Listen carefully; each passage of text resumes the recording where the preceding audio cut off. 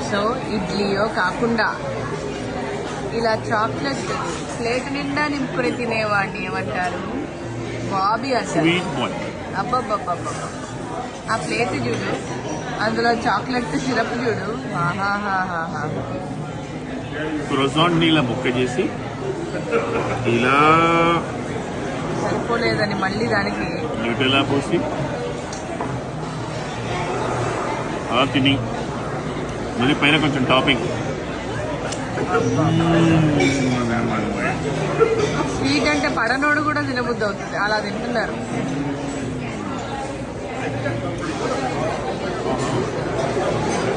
ఎంత సుఖమిది మనోహర. ఇలా మిగిలిపోయిన దాంతో ఏం చేయొచ్చు అంటే ఇలా తీసుకోవాలి.